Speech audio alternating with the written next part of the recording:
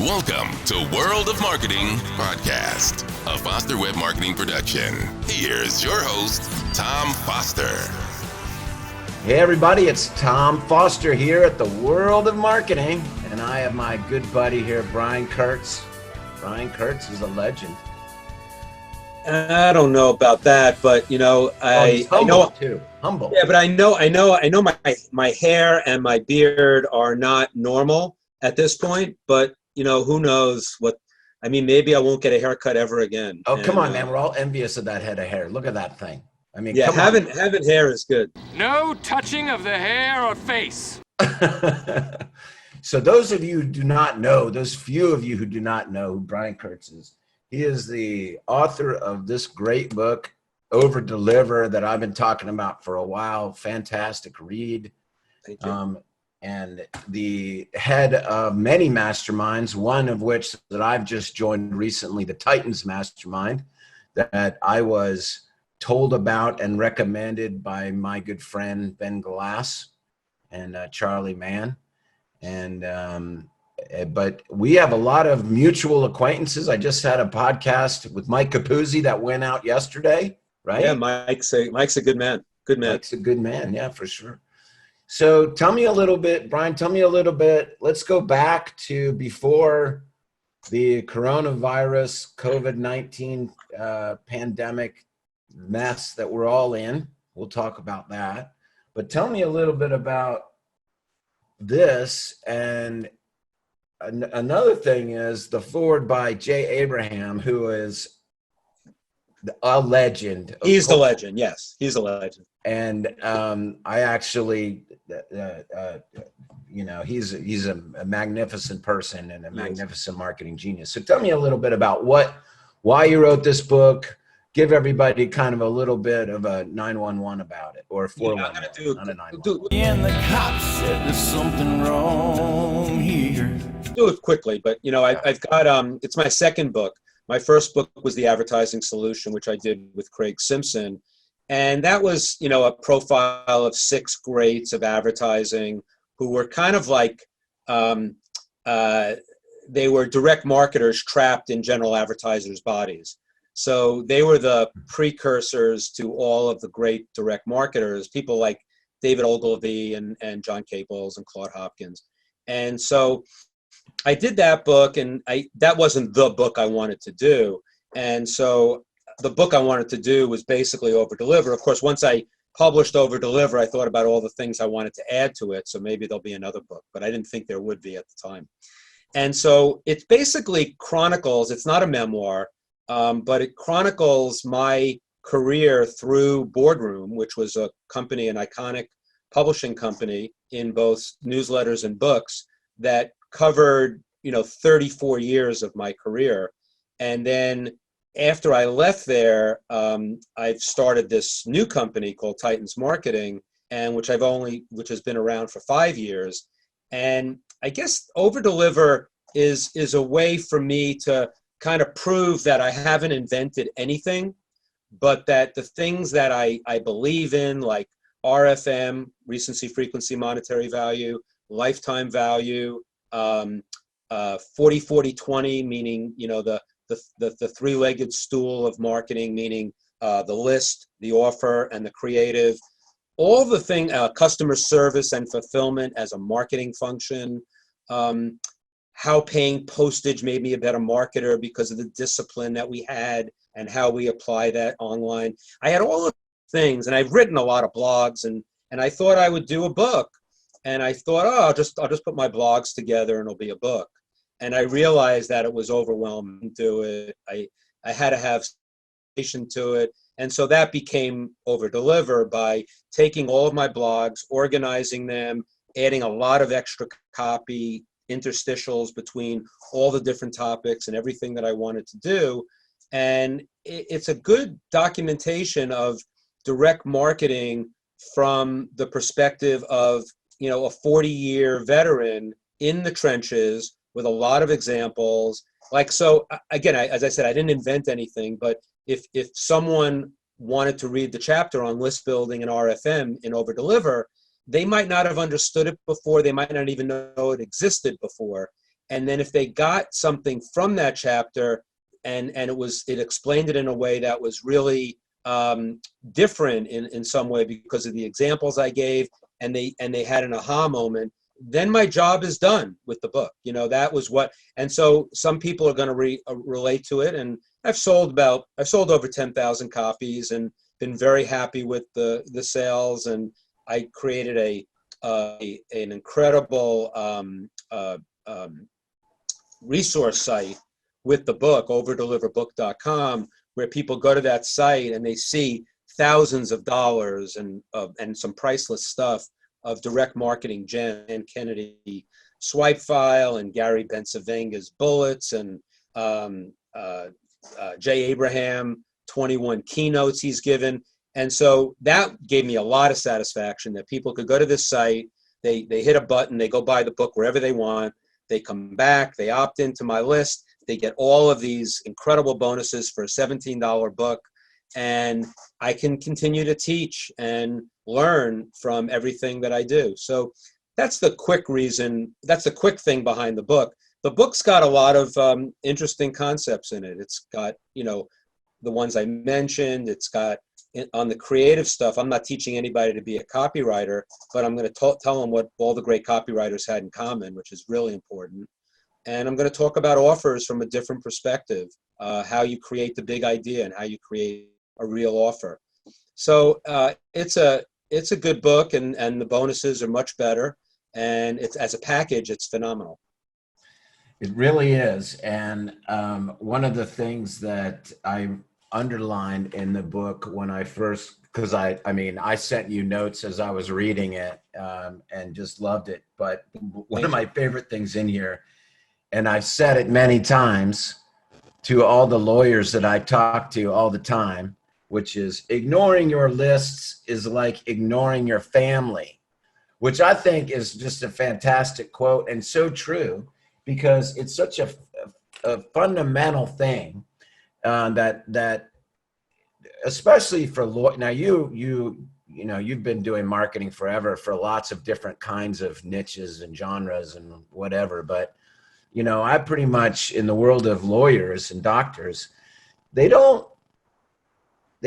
take care of their lists like they should, and it's a shame, and they're so fixated on page one ranking and right and pay-per-click. And I've got I think I've told you I've got my updated 5 Biggest Mistakes book is coming out. I'm actually reviewing the draft right now. I'm really excited because it's absolutely ridiculous the amount of money that lawyers spend on what we call vanity keywords, Virginia personal injury lawyer. Right. And at the expense of ignoring all of their clients and people that they have helped over their career. And the list, comment about that. The list is the most important element, because I go out to my list once a week, and I always say, because lists are people too. And so you have to treat them like family. I even try to always call them my online family when I refer to them. And it's not just saying it, it's believing it. And so, one of the fundamentals of direct marketing is that it's so much easier to keep a customer than to get a new one. But it's not as sexy. So the sexy thing in marketing is, the rankings and acquisition and cold traffic. Those are important. You got to get new customers. But the key is, how you get that new customer and bring them into your world and really massage them. And, not physically, but maybe you are, if you're a chiropractor. In some cases, you have to, sure. Yeah, you might want to massage them if you're a chiropractor. But it's a way of treating them and basically surprise, delight them. I call it fishing without bait, where you shine a spotlight on the lake where you're fishing, as opposed to putting a hook in the water with bait. And that's your content. That's what your value proposition. That's who you are. And, generally the fish are going to jump in the boat when they're ready. And that sounds like I'm the director of sales prevention, but I'm not. I'm really just doing it in a way that really attracts them to me what I stand for. I want to learn from them as well. So I want the relationship to be two ways. Even if you're a doctor, I mean, or a dentist, you want to send them things that aren't just about the next appointment or the next time that the prognosis for their mouth. You want to send them, tips and things that you find in your practice that they might find interesting. That's just one example. Lawyers, there is so much value that they can create, you don't have to charge for, that will get them to pay you so much more money. I have this one presentation, I gave it in Italy a little over a month ago, and it was the 5 ways we get paid, and the 5th is money. And the 4 before you get the money, it's utilize, how people utilize you, how you enhance other people, how you appreciate other people, and how you refer other people. And if you do, and there's a lot in all those things, and I won't go into it, but if you can do those 4 things, utilize, enhance, appreciate, and refer, you can't help but get paid. You're going to make money because you're just becoming a value add to everybody, I'll say on your list or in your family. And I also talk in Over Deliver about, the 40-40-20 rule, which I made the 41-39-20 rule, because it's 41% of your promotion, of the success of your promotion depends on the list. It's the most important. Then I had 39% on your offer and 20% on the creative. Now that doesn't mean the creative is half as important as the offer and the list. What it means is that the list is the least important until it's not. So if you get the list right and the offer right, then you invest big time in the creative. Right. And that's how you get the 3-legged stool, to lift all boats. Now, the proof of that is that if you have a list that's totally non-focused and not your audience, if you have an offer that's mediocre and you get the best copywriter in the world to write you a package selling your product, you get 0 out of that. Whereas if you do the best list selection and segmentation that you can, come out with the best offer, you can throw a red box with a red arrow flashing and get some orders. And that's why the creative becomes the most important at that point in your promotion. And, during this COVID period, nothing's changed. I mean, first of all, the world has changed. Let me say that. The world has changed. The world has changed forever. That's a given. But a lot of things have not changed about what I just said. Your list is still your list, or your family is still your family. The content that you can give them is still valuable. It's just that you might have to give a little bit more now to keep them posted on, like, say if you're a chiropractor, and I had this with one of our Titans Mastermind members. Right. He's a chiropractor and he can't take customers. Patients can't come in because of social distancing. So what does he do? I said, well, first of all, can you, partner with a supplement manufacturer that can send your patients some pain medication since they can't see you, and then you can consult with them on that subscription, that prescription, so to speak, for the supplements, and you can drop ship them and share the revenue with the supplement company. Some chiropractors already sell supplements, so then you have to focus in on that. I can't see you now, but I'll sell you the supplements. And not only that, you can forward pace to when the COVID situation is over, and then you can have, you say, well, when it's over, I'm going to give you a free back crack. I'm going to let you come in and I'm going to treat you, no charge, and I'll see how you're doing based on the period that we weren't able to see each other. Then, I said, he was telling me about some company that has a laser, a $3,500 laser that they sell for pain. And I said, and then they had a lower price version. Maybe you can drop ship those to your patients and give them a $1,000 laser, or maybe they can rent it or something, and you can get a piece of that until they can't see you anymore. There are a host of ideas that come out of the idea of I can't see the customers, I can't service them the normal way. How else can I service them? And I don't have to make everything. I can buy some of it and JV or partner on it. Look at restaurants. I mean, restaurants, they can't, a lot of them can have takeout. They can't have customers come in. I was on the phone with Frank Kern, who's a genius marketer, and he said, his first thing if he owned a restaurant is that he would dial up college students that are home all over the area, and some high school students too, who have their driver's license, and kind of like basically set up a Pony Express for home delivery. But before that, I would send them out with, and I've been home for over a month. I haven't gotten even just a menu in my mailbox, much less a menu specific for them having takeout only, these restaurants having takeout only. So Frank and I brainstorming about, what a restaurant could not easily, they have to do something different, right? They're not just going to entertain guests. So what they're going to do is they're going to send their Pony Express college students and high school students around the community, we'll say 5 miles around their restaurant, and drop off not just the menu, drop off a menu that's a one-pager that says, I want to cook dinner for you tonight, and then have the restaurant specialties on the menu, maybe with a cross out on the price and putting a discount price, and then putting a phone number at the bottom. Call me now and give me a date, and I will cook the waiters that aren't working and the bartenders that aren't working. That's right. So they don't have to lay off everybody. Right, That's right. Exactly. That's right. I mean, it's what we talked about. It's pivoting, right? I mean, right. Big talk about pivoting. And then I think you could take it a step further and get really proactive and not wait for them to call you, but you can get the phone numbers and you call them.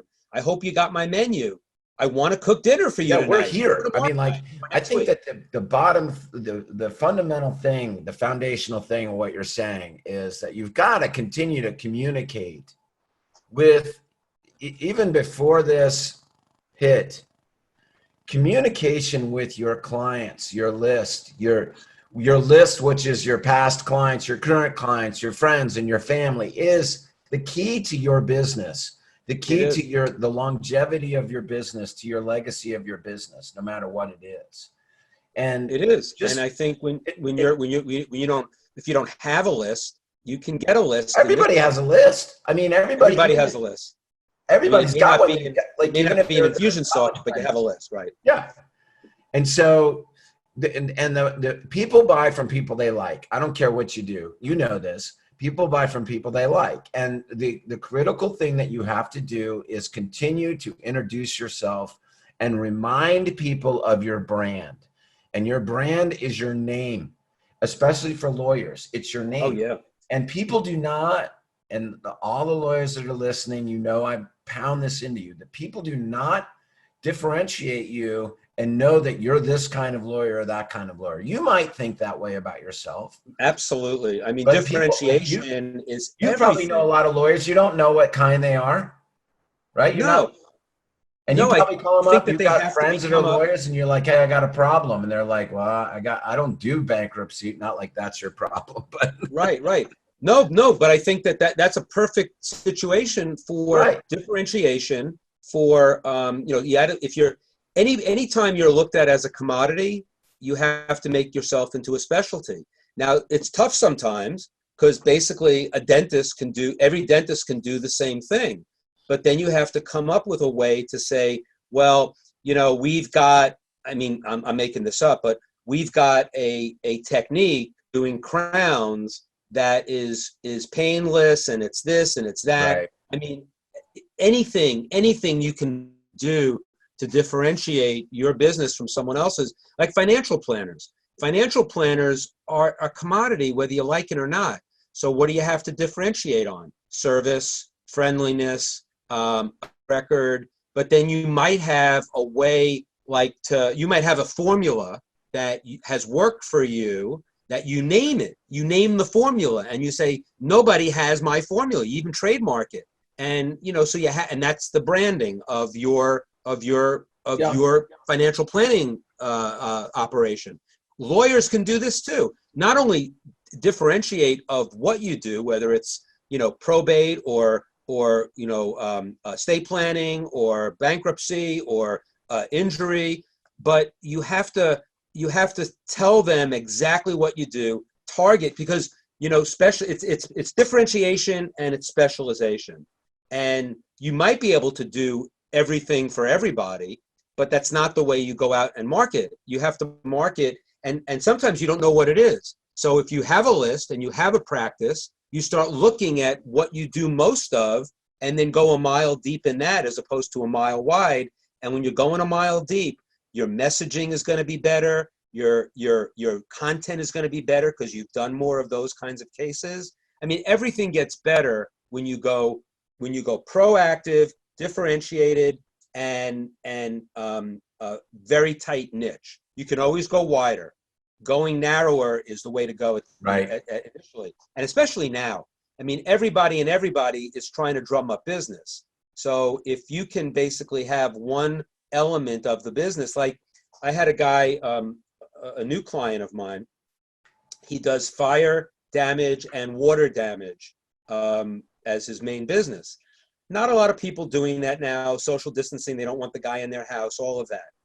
He said, well, he also has a business that he doesn't use all the time, but that he's licensed in, and it's in fumigating. It's in basically cleaning up, fumigating an office and getting it sterilized, basically. Well, what a perfect business to be in now. And so we started brainstorming a little bit.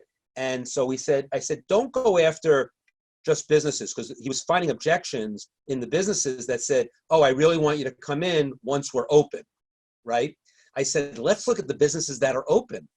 Grocery stores, pharmacies, and maybe restaurants, because they have takeout.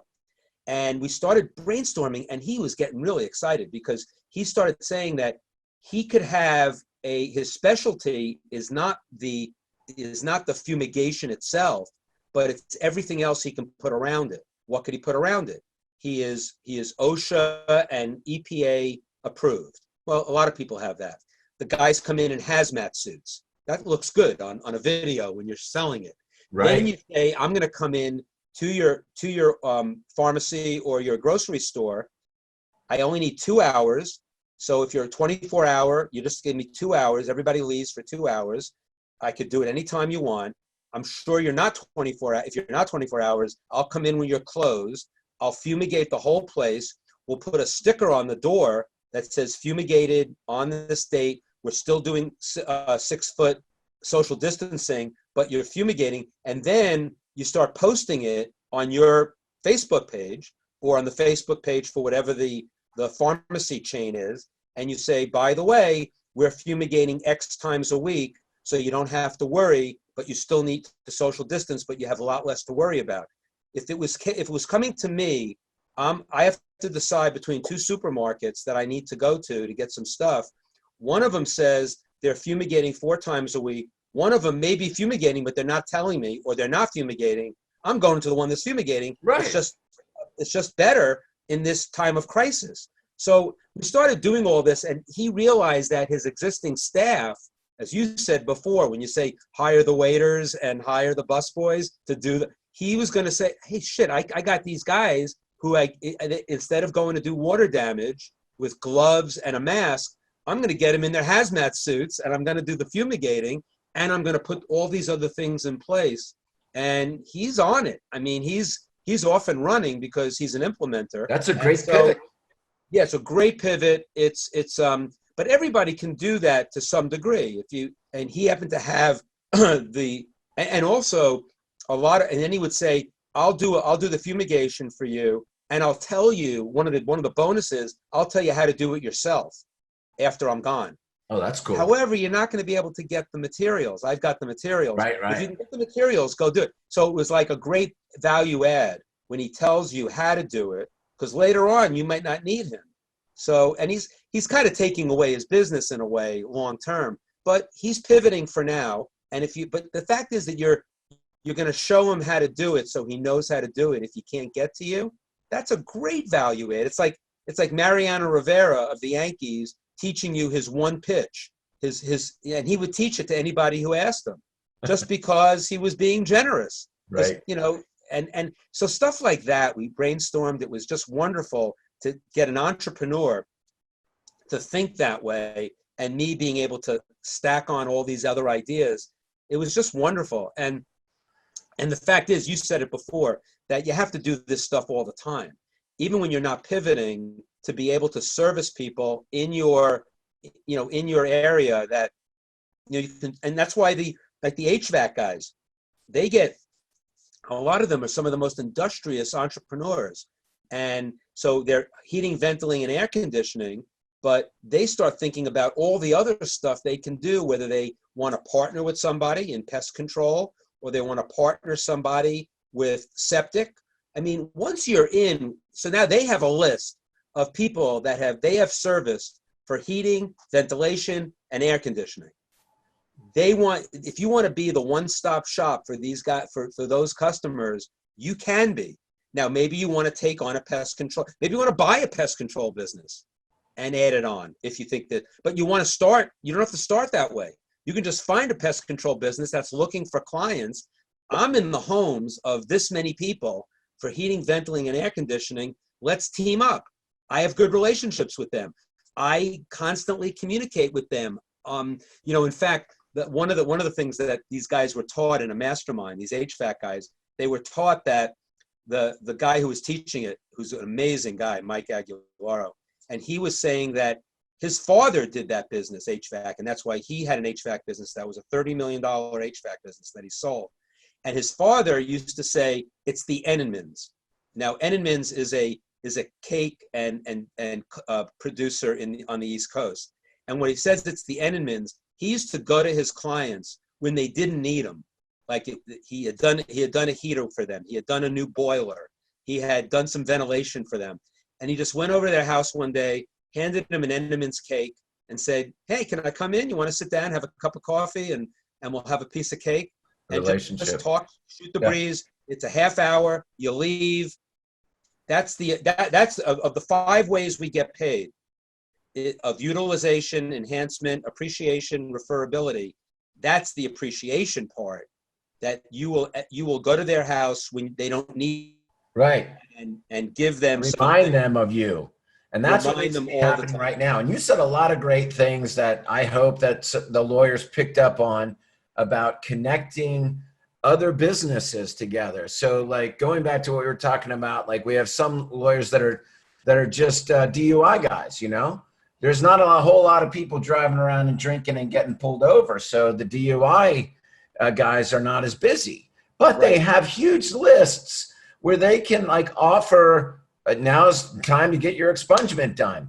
Now's maybe is a good time to update your estate plan. Exactly. And so now it's a good time to offer their, referrals to other law, other areas of law, like using that same thing that you were talking about. Yeah, I would. I think in that case, if you're squeamish about just giving it to everybody, just pick one lawyer that you really know well in that category, and you can team up with him a little bit, but let them lead the way, and you take 10%, 20%.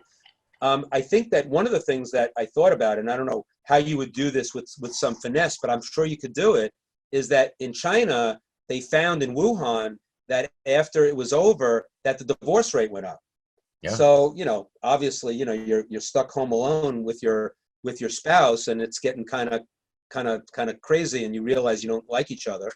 And so, maybe there's a promotion you can do, or an email you can do, or maybe it's a promotion that, if you're, now that you've been quarantined with your significant other for a while, maybe you need some therapy. Maybe you need something. You can partner with a therapist that you trust, that maybe you've used. And so there's a lot of things. You don't have to make custody stuff. I mean, like things that, or maybe, like maybe you don't want that divorce now that you've been separated. There's all kinds of, but here the whole thing comes back to is communicating with your list. It is, and being proactive. This is pushing, and this is the conversation that they're all sitting around. They're like, well, now's the time to do it. And it's true. Communicate with your list, talk to them. I spend a lot of time, like you do, speaking in front of lawyers, and I've been speaking in front of estate planners recently. And I was in Pennsylvania, Bedford, Pennsylvania, at the PALA, the Elder Law Estate Association, and 80 lawyers there who were educating themselves on the updates in the law. And I think that I was up last, and because they don't want to hear about marketing. I don't know why, but that's the way it goes.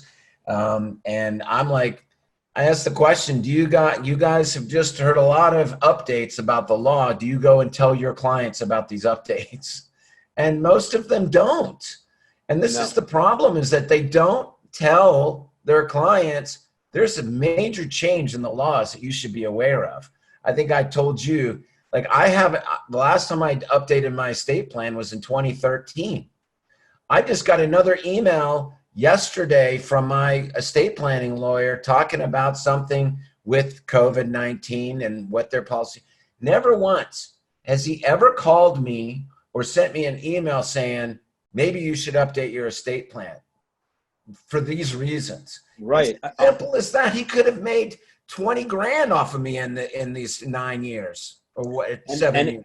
And they should, I think that it doesn't, every communication is not a sale. Right. It's, I think there are lawyers. I mean, the lawyers that I know, they might have a blog. They might have a regular email correspondence. The email, I mean, if an email is really, it's a new law, it might be a little dense, but they also should have emails that are, just some advice on something they learned at a seminar or something like that, and be very chatty with them in the email. And lawyers know more about you than anybody. They know your birthday. They know your kids' birthdays. They know so they know when they are growing up, a different state. Oh, their kids are left your house. You might want to update the will. They're going to school now. They're driving cars now.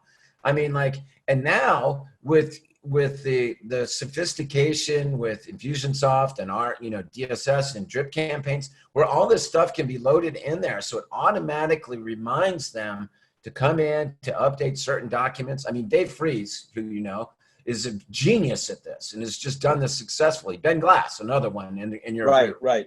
Just brilliant at this. I just don't understand why more lawyers don't do it. And the thing is, if you're in one of those email, situations with Infusionsoft, for example, or whatever, you can, I send an email once a week to my list. I rarely sell them something, and I sometimes will ask them a question, or I want to, because then if you get a little bit of dialogue going with, and lawyers, it's even better. I mean, my list is 8,000 people, of which, a lot of them are copywriters and marketers, and they're all they're all over the place. Right. You have a lawyer, a list of your clients, and you engage them. It's just, and you give them advice for free in the email.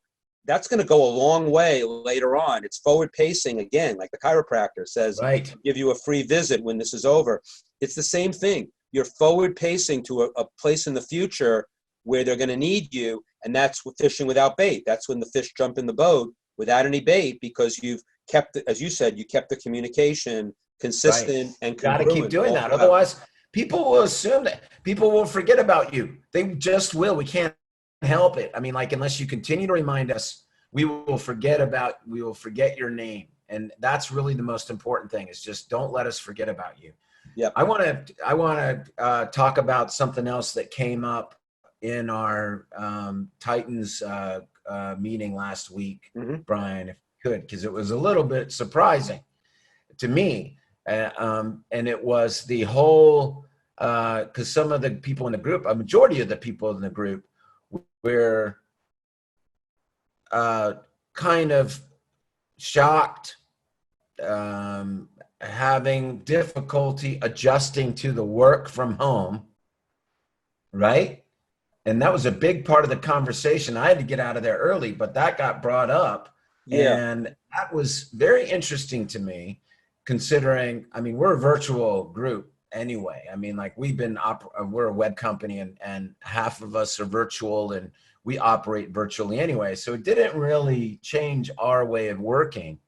But let's talk about that for a little bit, because I think that a lot of people are interested in that. Like, how do they work in this situation and keep tabs on their employees and make sure that their people are doing what they're supposed to be doing? Yeah, I mean, it was a few people. I mean, some people have some virtual companies and Titans, but there are some that have, big companies that have a lot of people on site. And I think that, but they were still doing well, most of them, because they have a sense of, they know what to do. They just don't do it because the nature of the business is an on-site company. But I mean, just using Zoom and always checking in. I mean, you probably have to have a few more team meetings a week.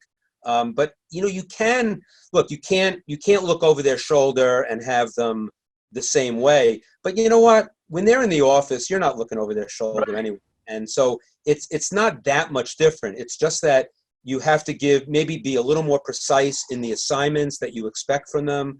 You've got to maybe document some things and maybe have them, it depends on the kind of business they're in and the level in the business that they are. You might have to have them the equivalent of punch a clock, in that I work this many hours and this is what I basically did. Right. I don't know, if you're a free, digital kind of company, but you happen to have on site and now you're off site, it's going to be a little tougher to do that because there's always a lot of freedom in the digital world. But I do think that, you can, it's not that difficult to make the pivot to working at home. That's what I found. Yeah. I mean, you already had it, so it was much easier for you. And it was fortunate because one of the things that we implemented, and I wanted to bring this up during the call, but I ran out of time. But one of the things that we implemented years ago was the morning. It's called the morning meeting or morning huddle. And morning huddle, right. At 9:30 every morning for 15 minutes, the team leaders, some of us are in the office, some of us are virtual. Now we're all virtual, so it's just a smattering of video screens. And we go around everybody, and everybody's on there. Pretty much the whole company's on there. Not everybody speaks, but the team leaders speak, and it's the way it's supposed to be. It's the 3 things that you accomplished yesterday and the 3 things that you want to accomplish. Really the big priority really good way to that you want to accomplish today. Usually everybody goes down their whole list, and there's nothing you can do about it. You just let them do it. But it's fantastic because all the crosstalk that's developed from it. Everybody's like, oh yeah, I'm glad you're working on that, or oh wait, I need to know about that, or whatever. Right. And it also keeps everybody kind of accountable to each other. And that's really the thing is everybody being accountable to the rest of the team. Yeah. It's not being accountable to me, the CEO. Ultimately, that's what it is. But there's no way that I'm going to be able to manage everybody. Like, you can't manage, 50, 100, 300, 500 people individually. You have to, and plus you got to be able to hire the right people. You know what I mean? But They need to be able to self-manage, and their teams need to be able to manage them and be accountable. Absolutely. I think the morning huddle is, I was going to say it's some of the same things in terms of communication. And I think, if you don't have a daily huddle when they're on site, you should have one when they're off site, especially. So that's a really good thing. I like the 3, Dan Sullivan, who teaches strategic coach for entrepreneurs. And he always says, it's quarterly workshops, and he wants you to focus in on each quarter. It's like, it's not, you don't make a 1-year plan or a 2-year plan. You go quarter to quarter, and it's always like 5 projects, and you go through a process during the workshop to get to those 5 things that you're going to work on for the next quarter. Just like, it's the 3 things per day, and the 3 things per day aren't going to be as extravagant as the 5 per quarter, but it's the same principle. Right. That if you have people targeted on the specific things, because then you as the CEO can also say, I don't think one of those 3 is high priority, and you can get them off that and onto something else. So I think that's a wonderful way to that happens. I'm like, why are you doing that? And sometimes it actually just happened this week where I heard something come up for a few days, and I questioned, why is that one of the priorities over something that I didn't hear come up that I wanted, that was a priority to me? Right. So I wouldn't have known that was going on had that not come up in the morning huddle. So it allowed me to make an adjustment.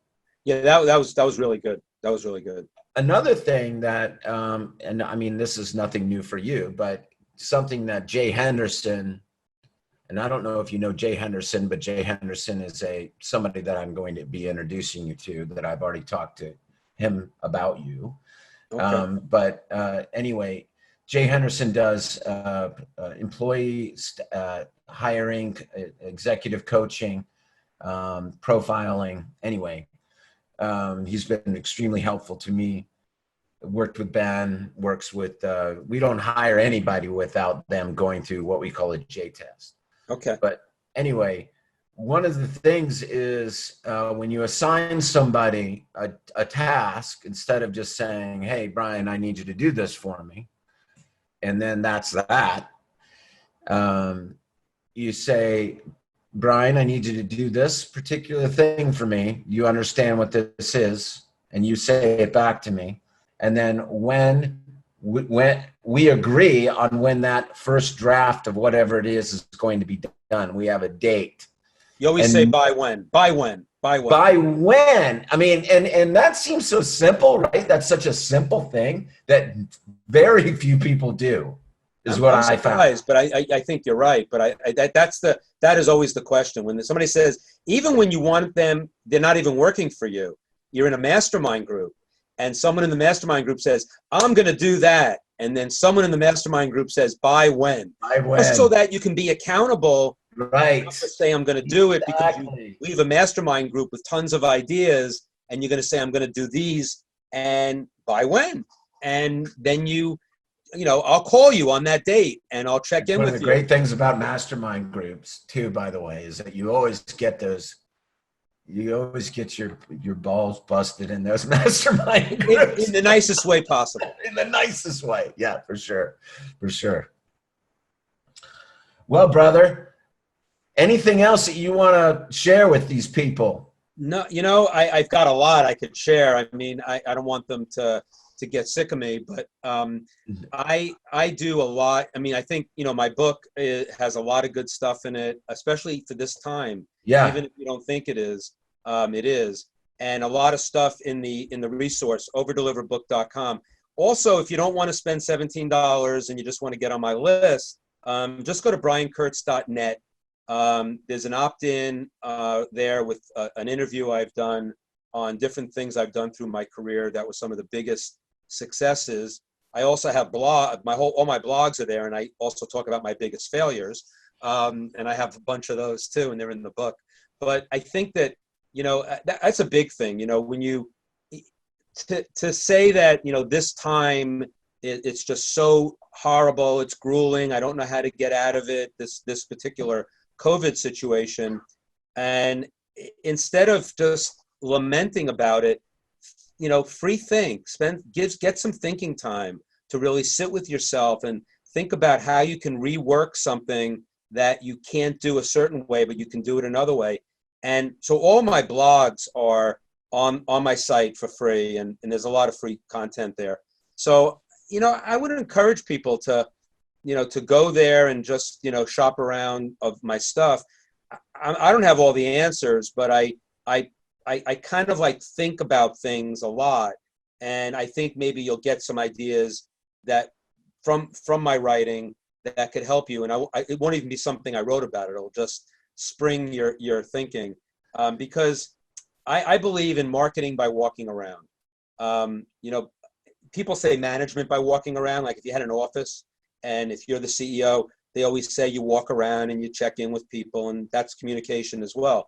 Marketing by walking around is communicating with your list, your online family. It's communicating. You can't go out to Walmart that often, but if you can go to a supermarket now and stay 6 feet apart, you walk around and you see how people are behaving and how things are happening in the world. And, some of the best marketing ideas happen when you're dreaming. During times of crisis. That's right. When things are just totally different. I mean, it is. Exactly. I was on the phone with a guy. He's an amazing entrepreneur. He does these big live events for kids and their parents. And he he came up with an idea on text messaging with texts that is brilliant. And he said, I've always had it in the back of my mind. I never had to do it or think about it because I had this big live event business. And since he had spent time in his past with good thinking time, and then he just pulled it out of his computer in his head. And he said, you know what, I'm going to launch this thing because I have time to do it now. Because when this first went down 3 weeks ago, you sent out a great email that was, there's 3 kinds of CEOs. Yeah, there's one that will say, the online marketer who says, I don't have to change a thing. I'll just go at it full bore and I don't care about Corona. Some of those people are doing okay, by the way. But if you're dealing in a marketplace that is not, they will reject you if they just think you're tone deaf. So you might have to hint at it. But so the ones that are going full steam ahead might do well, might not. It's dangerous. The ones who are putting their head in the sand, that's 2. The second group, they're putting their head in the sand. I can't deal with this. I can't. This is amazing. My whole business is shot. Everything I do is live event. How am I going to do anything? And the third group are the ones that are going to think about it strategically. They're going to figure out ways to maybe do their like, for instance, our mastermind. I had to cancel the May event. Now, if I have to cancel the September event, I'm going to do a virtual event. I'm not going to count it towards their live event. So I'm going to extend their memberships because I don't care about getting more money from them or getting a virtual event that's going to replace it. But I'm going to take a value add approach and say, I'm going to do a virtual event for 2 full days. I'm going to get speakers. I'm going to do stuff. I may even get, I'm going to figure out a way to get, Uber Eats to deliver lunch to everybody in their area. I don't know if I can, I think I can do that. And so just to over deliver, right? Over deliver to your customers, even if you can get more money from them at the moment, but make sure that you never lose them. I mean, my goal is anybody who joins Titans Mastermind will never want to leave. People are going to leave. I usually get a 70-80% renewal rate. Maybe after 4 years, they might leave me just because they just don't want to travel anymore. They just had a kid or whatever. But I really believe that to protect what you have, it's always easier to keep a customer than to get a new one. I 100%. Said before, look, cold traffic is great. New customer acquisition is great. But you've got to do the acquisition with the second order in mind. You've got to always over-deliver to the existing customers, which I know you're a big believer in. And what better time to do it like with this COVID thing? I have the Titans Accelerator program, which everybody in my mastermind is automatically a member of. I'm going to do like a call tomorrow, but instead of doing 1 call a month, I'm going to do 3 this month. I'm doing one Thursday. I'm doing 1 the following Thursday with Perry Marshall. I'm doing 1 the following Thursday with the guy doing the SMS thing. I'm just going to, By the way, Perry's emails recently have been fantastic. They have been. They have, I don't know what's going on. I don't know if he's writing them or who's writing them, but yeah, he writes most of them. They've just been really good. I've just been sending them on to my team. I'm like, this guy's on it. I mean, well, he's brilliant anyway, but he is. Yeah, he's in fact, I'm going on his mastermind in a few weeks on a call, and he's coming on mine in 2 weeks, and you should come on to that. It's going to be really good. Yeah, I'll be there. Well, very good, Brian. Thank you so much for joining me on this call and on this journey. I appreciate very much being invited and included in your mastermind. I'll be around. I'm happy to have you. You're a great entrepreneur. Your emails are great too. You're giving value and you're just trying to deliver to your tribe, and that's all we can do. If you can't sell to them now or you can't service them now, you certainly can deliver value all the time, and you do that, and so that's really fantastic. So thank you. We just got to keep inspiring them, right? That's what we're doing. We got to keep them going. Exactly. We get that the second CEO. That's we're trying to move them off of that idea into like we got to do something here. We got exactly. Anyway, all right. Well, all right, Tom. Hopefully, I'll see you on an accelerator call, and we'll keep you posted on our upcoming meetings. And to all of your audience, go forth and multiply. Just because there's a coronavirus doesn't mean you have to stop marketing. You've got to keep marketing. Never stop marketing. This is Tom Foster and Brian Kurtz on the World of Marketing, everybody. Stay safe and healthy. See you soon.